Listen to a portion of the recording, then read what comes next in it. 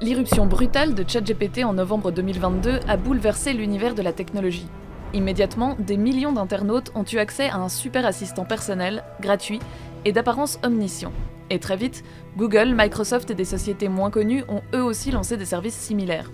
Les chatbots ont sans cesse progressé, offrant de nouvelles fonctions et semblant plus intelligents. Mais ce n'est sans doute qu'une étape dans l'évolution de l'intelligence artificielle. La prochaine étape pourrait être l'arrivée d'une super IA appelée intelligence artificielle générale. En théorie, cette technologie serait dotée de super pouvoirs. Elle pourrait analyser un problème, le comprendre et trouver par elle-même une solution. Cette super IA se rapprocherait beaucoup d'une démarche cognitive propre aux humains. Elle pourrait ainsi être comparée aux capacités de notre cerveau selon certains experts.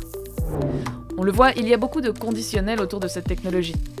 Il y a plusieurs raisons à cela.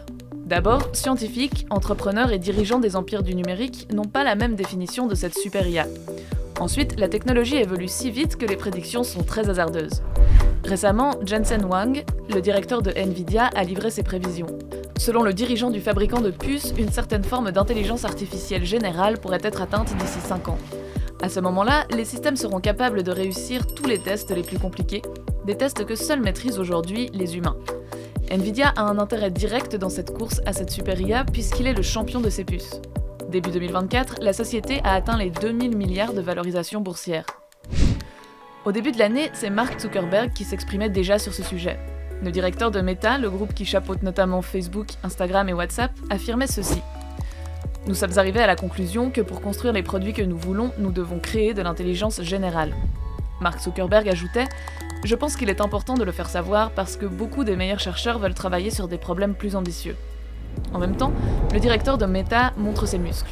Il affirme que d'ici la fin de l'année, il possédera 600 000 processeurs graphiques, soit une puissance de calcul phénoménale.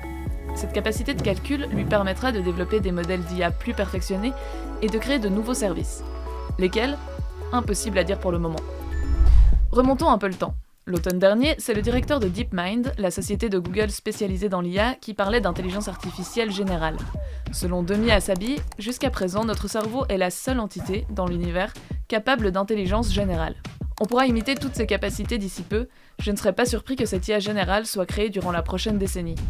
Selon le chercheur, il n'y aura quasiment pas de limite pour l'utilisation de cette IA générale. Récemment, la société a confronté son système AlphaGeometry à une série de problèmes de géométrie des Olympiades internationales de mathématiques.